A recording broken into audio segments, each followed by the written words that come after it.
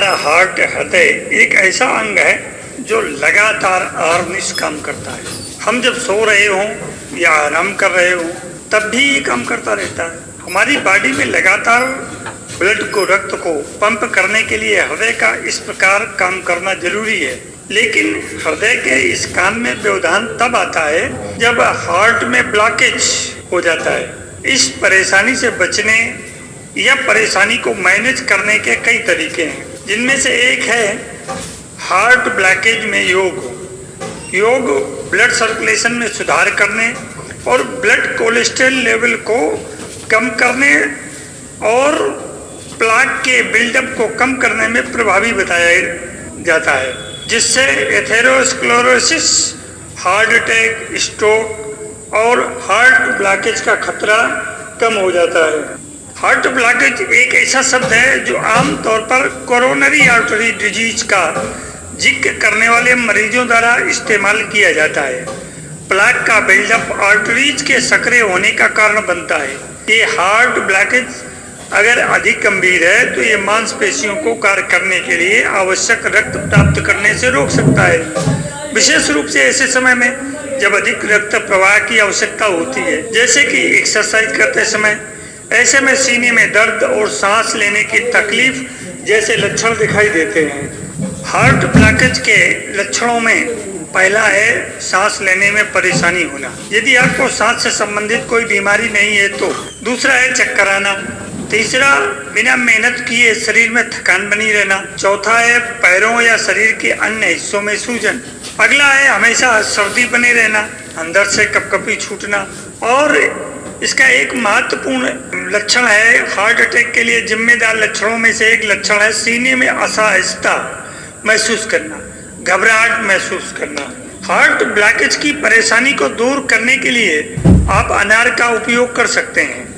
अनार में फाइटोकेमिकल्स होते हैं जो एंटीऑक्सीडेंट से भरपूर होते हैं। ये धमनियों की परत को क्षतिग्रस्त होने से रोक सकता है। अगर आप हार्ट ब्लॉकेज की परेशानी से जूझ रहे हैं तो रोजाना 1 कप अनार के रस का सेवन कर सकते हैं। अगला एक सहज बिंदु है हार्ट 7। ये एक्यूप्रेशर पॉइंट है। हार्ट 7 हमारी कलाई पर पाया जाने वाला एक एक्यू पॉइंट है। ये हमारी छोटी उंगली और अनामिका के बीच का स्थान होता है।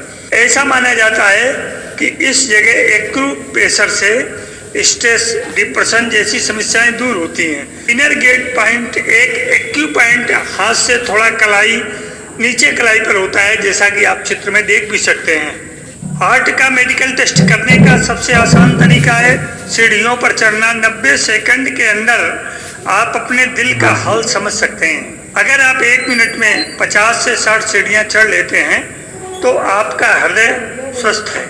अगर सीढ़ियां चढ़ने में आपको अधिक समय लगता है तो आपको दिल कमजोर हो रहा है, ब्लॉकेज की समस्या आ रही है। ऐसी स्थितियों में एंजियोग्राफी कब कराई जाती है तो जान लेना आवश्यक है जब हमारे दिल में या हमारे शरीर के किसी अंग में किसी प्रकार का कोई अवरोध उत्पन्न होता है या हमारा हार्ट सही प्रकार से काम नहीं करता, तब उसकी जांच के लिए एंजियोग्राफी की जाती है। पारंपरिक एंजियोग्राम की तुलना में सीटी एंजियोग्राम का एक महत्वपूर्ण लाभ ये है कि सीटी एंजियोग्राम गैर इन्वेसिव होता है। हालांकि असामान्य सीटी एंजियोग्राम परिणामों के मामलों के लिए, जैसे कि एक या कई रक्त वाहिकाओं को अवरुद्ध या संकुचित किया जा रहा है, फॉलोअप के रूप में एक मानक एंजियोग्राम की आवश्यकता हो सकती है। किसी भी सीटी स्कैन की तरह चेस्ट सीटी स्कैन आपके डॉक्टर को आपकी छाती के अंदर का दृश्य प्रस्तुत करते हैं। आपका डॉक्टर कई हृदय संबंधी समस्याओं के निदान में मदद के लिए इस स्कैन का आदेश दे सकता है। इनमें शामिल है अवरुद्ध धमनियां जो दिल का दौरा और हृदय रोग का कारण बनती हैं। ज्यादातर एंजियोग्राम प्रक्रिया होने के 1 या 2 दिन बाद ज्यादातर लोग ठीक महसूस करते हैं। आप थोड़ा थका हुआ महसूस कर सकते हैं और घाव वाली जगह 1 सप्ताह तक नरम रहने की संभावना है। कोई भी चोट 2 सप्ताह तक रह सकती है।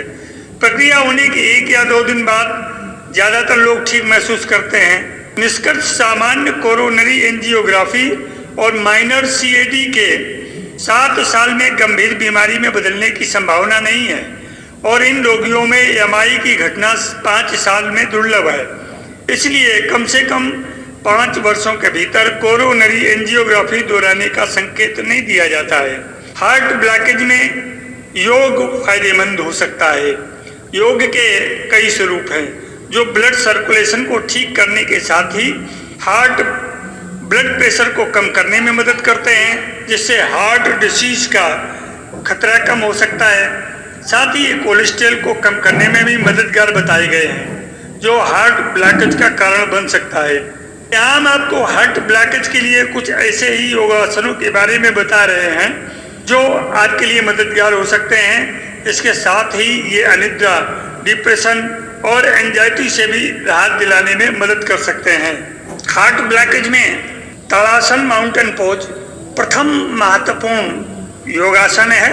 इसके लिए जमीन पर पहले सीधे खड़े हों, हाथ बाजू में खुले हों, दोनों पैरों के बीच में सामान्य दूरी हो। श्वास भरते हुए हम दोनों हाथों को ऊपर ले जा करके समानांतर, जैसा कि आप चित्र में देख सकते हैं, और ध्यान ये रखें कि एड़ियां एक दूसरे से थोड़ी दूरी पर हों और तलवों को जमीन की तरफ रखें मुंह करके। पंजों के बल ऊपर खड़े हो जाएं, आगे की दिशा में देखें। इस स्थिति में 5 मिनट तक रहें। 1 मिनट का ब्रेक लें और इसे 3 से 4 बार दोहराएं।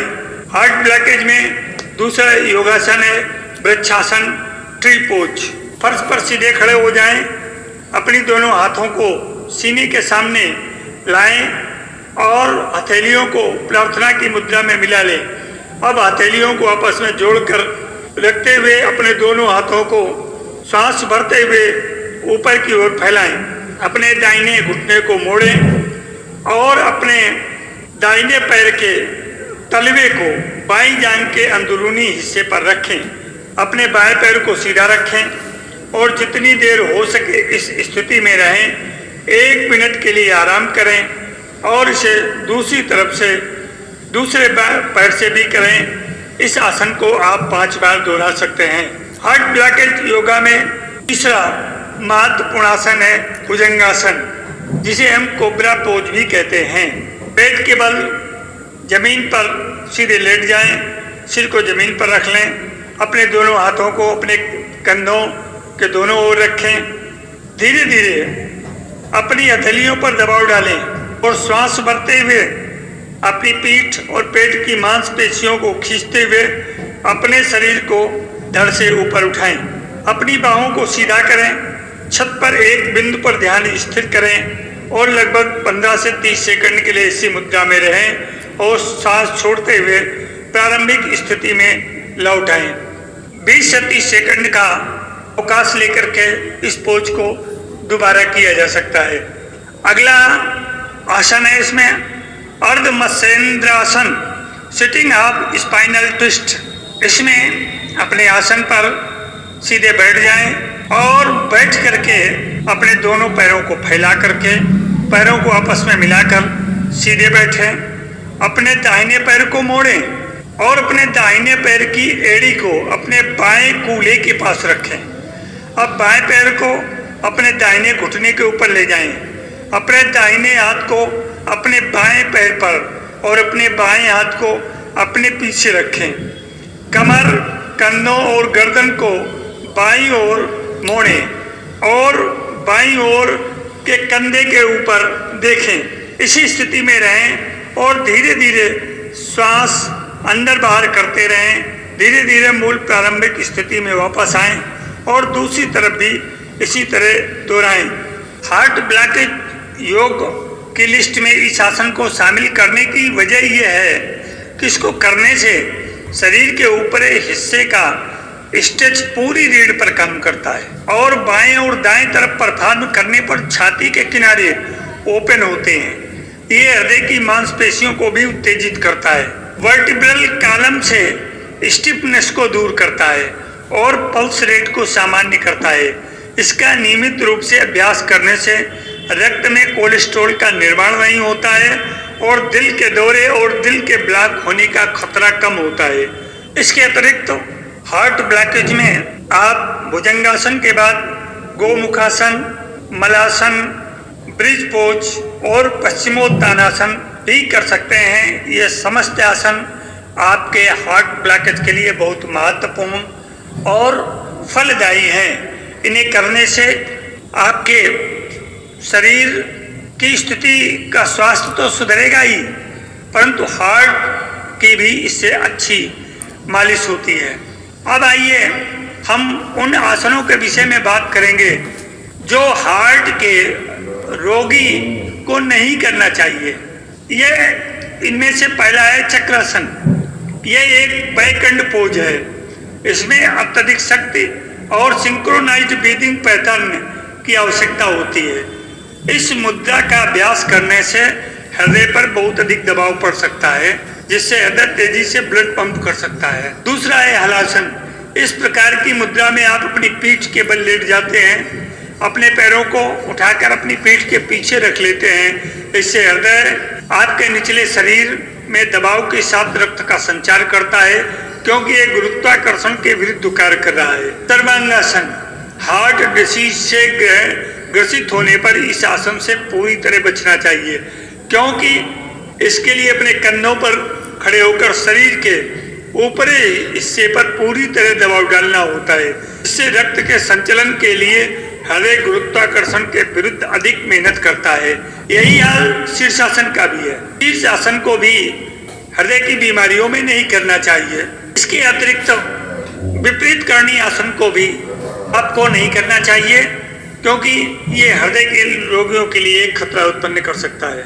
योग रक्त परिसंचरण में सुधार और रक्त कोलेस्ट्रॉल के स्तर को कम करके धमनियों को खोलने में मदद कर सकता है। स्वस्थ जीवन शैली के विकल्प हार्ट डिसीज को रोकने में मदद कर सकते हैं। वे आपको स्थिति का इलाज करने और इसे खराब होने से रोकने में भी मदद कर सकते हैं। जैसे फलों और सब्जियों से भरपूर, कम सोडियम, कम वसा वाला आहार आपको हृदय रोग की जटिलताओं के जोखिम को कम करने में मदद कर सकता है। दूसरा है आपका आहार उन पहले क्षेत्रों में से एक है जिसमें आप आसानी से बदलाव कर सकते हैं। अगला है इसी तरह नियमित व्यायाम करने और तंबाकू छोड़ने से हृदय रोग का इलाज करने में मदद मिल सकती है। अगला है अल्कोहल इंटेक को भी कम करने के बारे में जरूर सोचें और निर्धारित मात्रा से इसका अत्यधिक सेवन न करें। उम्मीद है कि आपको हार्ट ब्लॉकेज में योगा से संबंधित आवश्यक जानकारी मिल गई होगी।